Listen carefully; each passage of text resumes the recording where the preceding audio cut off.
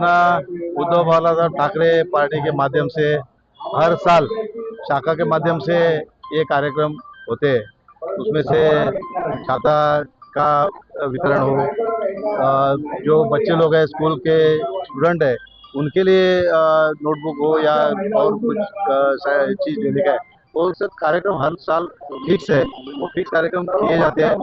तो इस माध्यम से शिवसेना शाखा क्रमांक 79 से माध्यम से यहाँ की नवनिर्वाचित नगर सेविका मानसी जुवाटकर, मधुकर जुवाटकर, वहाँ के शाखा के सब पदाधिकारी मिलकर ये कार्यक्रम आयोजित किया। और यहाँ पे सीनियर सिटीजन को एक आधार कार्ड का भी वितरण का कार्यक्रम लिया। तो मैं उनको बधाई देता हूँ। और सच कहे तो शिवसेना उद्धव बालासाहेब ठाकरे पार्टी के माध्यम से सर्वसामान्य जो लोग हैं हमारे, उनकी सेवा और एक जो कौटुंबिक स्तर पर जो रिलेशन है, वो रिलेशन के माध्यम से काम कार्यक्रम किए जाते हैं।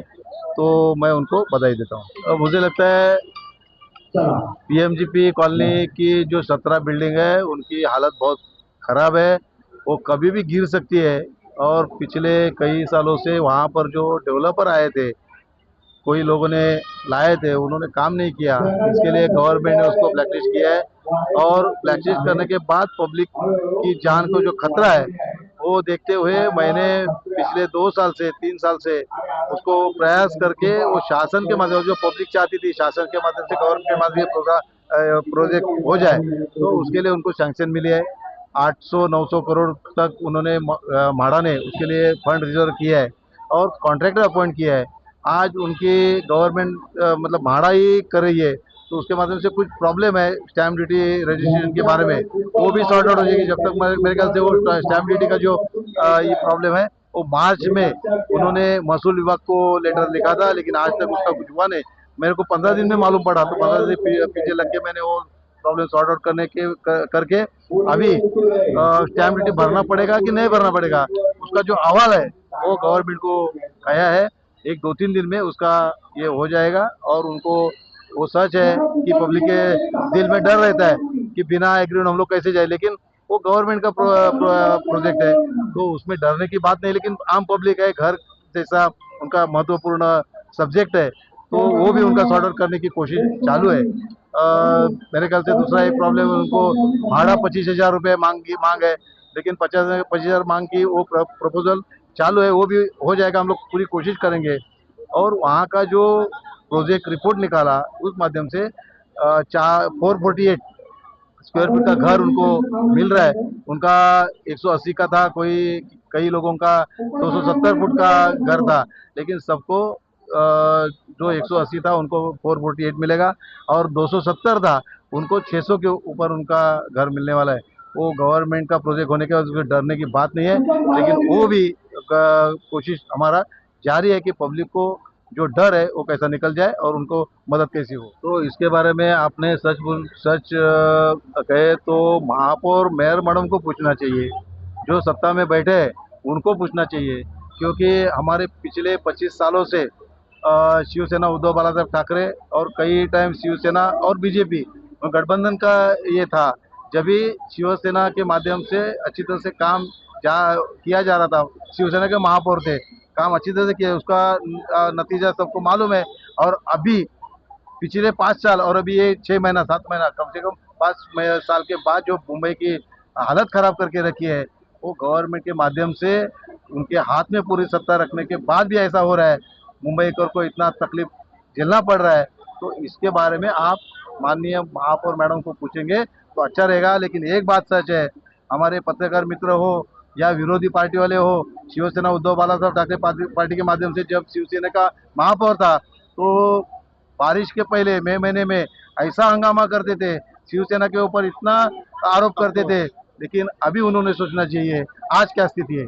अगर शिवसेना काम नहीं करती थी तो पब्लिक ने 25 साल उनको चुन के नहीं देती थी। मेरा सवाल है, ऐसा जो पूछ रहे हैं वो सीने पे हाथ रख के उन्होंने कहना चाहिए, राजनीति छोड़ो, पब्लिक को राहत देने की जरूरत है। और शिवसेना का कार्यकर्ता, शिवसेना का नेता पब्लिक को सामने रखते हुए काम करता है। ये सब राजनीति वाली बात अभी पिछले 14 से पूरी महाराष्ट्र की जनता, मुंबई की जनता देख रही है, और उनको अभी मालूम पड़ रहा है सच क्या है, गलत क्या है। राम मंदिर के नाम पे सत्ता ली, सत्ते के माध्यम से बड़े बड़े वादे किए, आज वो राम मंदिर की जो ये है वो सुरक्षित नहीं है, वहाँ पर चोरों की भर्ती है, तो उसके लिए सवाल पूछना जरूरी है। एक बात सच है, कोई कुछ कहे, हमारी जिम्मेदारी पब्लिक की सेवा करना है, वो हम करते रहेंगे। हम लोग को राजनीति में जाना नहीं है, तो पब्लिक की सेवा करने में इंटरेस्ट है। इसके लिए जोगेश्वरी विधानसभा में हो, अंधेरी में, हमारे कई वार्डों में हो, हमारी जो जनता ने है शिवसेना के लोग प्रतिनिधि चुन के दिए, ये एक अलग से थप्पड़ उनके ऊपर है। दूसरी पार्टी का क्या करते हैं, कैसे बैनर लगाते हैं, 200 छतरी बांटेंगे, 500 बैनर लगाएंगे, वो धंधा शिवसेना उद्धव बालासाहब ठाकरे पार्टी का नहीं है।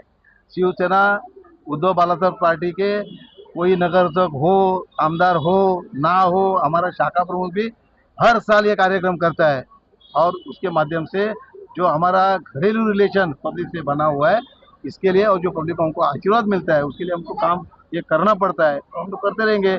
अभी किसने कितना छाता बांटा, अभी इलेक्शन नहीं है तो कौन बांट रहे, इलेक्शन आने के बाद कितने बांटने वाले हैं, वो आप सब रिकॉर्ड करके रखो और उस टाइम पे बताओ, वो अच्छा रहेगा। ऐसा है कि जोगेश्वरी में शिवसेना उद्धव बालासाहब ठाकरे जी का विधायक है, वहाँ के नगर सेवक विधायक और वहाँ की पब्लिक ये शिवसेना उद्धव बालासाहब ठाकरे के पीछे है, और इसीलिए वहाँ पर बहुत ही अच्छा चल रहा है, ये आपको भी पता है और वो देखने मिल रहा है। अंधेरी में क्या हाल है, उनको उनके ही पार्टी के विधायकों को उनके ही नगर सेवक पर विश्वास नहीं है, ये वहाँ का नजरिया है। जरूर आने वाले समय में अंधेरी में भी आपको बदलाव दिखेगा, इसमें कोई दो राय नहीं है।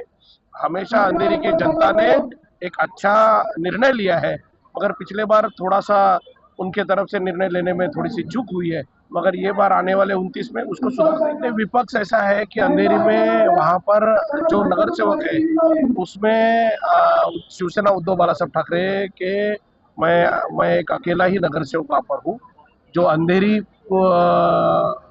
166 में असेंबली में है।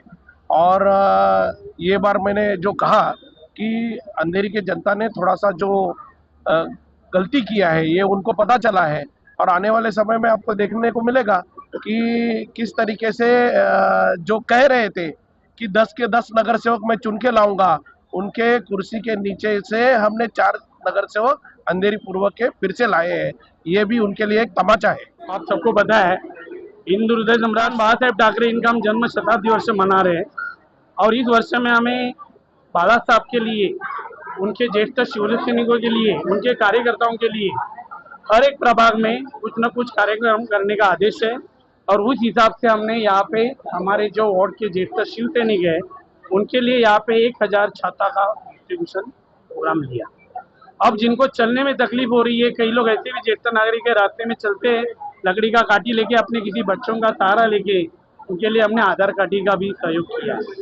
तो ये जो हमको प्रेरणा मिली है वो इन्हीं लोगों से मिली है, जिनको मैं हाथ जोड़ के विनती कर रहा हूँ कि मिलेगा थोड़ा शांति रहो, क्योंकि ये लोग जो है हमारे आदर्श है, ये लोग जो है हमारी एक लाइफलाइन है प्रभाग की, जिनको मैं एक छाता देना चाहता था, इसलिए मैंने उनका नाम लिया। मेरे नगर सेवक होने के बाद में हम लोग पहला कार्यक्रम कर रहे हैं, लेकिन वर्कर साहब के माध्यम से हम लोग हर साल कुछ ना कुछ करते ही रहते हैं शाखा के माध्यम से, इसलिए थोड़ा अनुभव है हमको, अच्छा लगे। हाउस वाइफ होने के बाद में भी मतलब कार्य तो चालू था, वर्कर साहब के माध्यम से घर में वो माहौल था, इसलिए इतनी दिक्कत नहीं आई आम जनता के सामने जाते समय।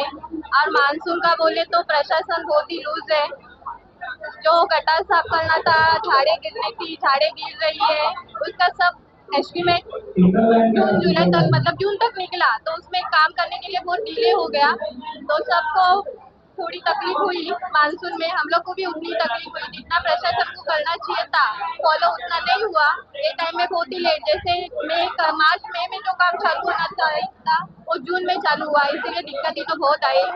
परेशानी तो ये टाइम सच में बहुत थी, जैसे मानसी ने बोला कि जो नाली सफाई अपना फरवरी मार्च का टारगेट होना चाहिए, अप्रैल में होना चाहिए, जो कि बारिश चालू होने के बाद उनको कॉन्ट्रैक्ट दिया गया, जिस वजह से वो खुद पदाधिकारी मतलब जो जिन ठेकेदारों को ये कॉन्ट्रैक्ट लगा था वो खुद भी परेशान थे, झाड़ वाले भी परेशान थे, वो नाली सफाई वाले भी परेशान थे।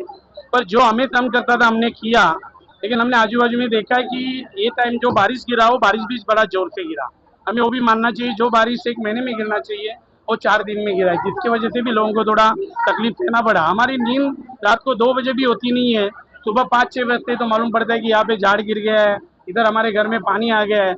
इस तरह की तकलीफ हमें सहनी पड़ी। इसमें प्रशासन की कमी इसलिए मैं आपके माध्यम से बताना चाहता हूँ, प्रशासन में जिस तरह से उनके पदाधिकारी, उनके अधिकारी होने चाहिए, उस तरह के अधिकारी हमें वहाँ दिखाई नहीं दे रहे हैं। जो कम हो रहे हैं, कम अधिकारी है, जिनकी माध्यम से कल ही हाउस में बताया गया महापौर महोदया ने, और मेरे ख्याल से सभागृह नेता ने बोला है कि जो जो रिक्त पदे है वो हर एक वार्ड में, वो हमारा सिर्फ के नॉर्थ वार्ड नहीं बल्कि हर एक वार्ड में जो रिक्त पदे भरी जाए, जिसके वजह से हमें ये तकलीफ नहीं आती थी अगर वो पदाधिकारी भरे जाते थे। इसलिए ये टाइम हमें थोड़ा सा सहना पड़ा है, लेकिन अगली बार मेरे ख्याल से प्रशासन और हम लोग हमारे सब कार्यकर्ताओं को लेके इस चीज का ध्यान देंगे कि ये सारी चीजें बारिश के पहले। हम लोगों ने पहले टप्पे में यानी फर्स्ट पार्ट में 1000 ज्येष्ठ नागरिकों को ये छाते बांटे। अभी आमदार बहानर साहब, इनके माध्यम से दूसरे टप्पे में भी हम छाते बांटने वाले हैं। इसके बावजूद हम लोग जो रैंकिंग में आए हुए 10th और 12th क्लास के जो स्टैंडर्ड के स्टूडेंट है, उनका भी हम लोग को सम्मान करना है। और दीवाबत्ती और गणेश दर्शन स्पर्धा हमने जो आयोजन किया था, ऐसे विविध कार्यक्रम, इसके बावजूद हम लोग बच्चों को नोटबुक भी बांटने वाले हैं।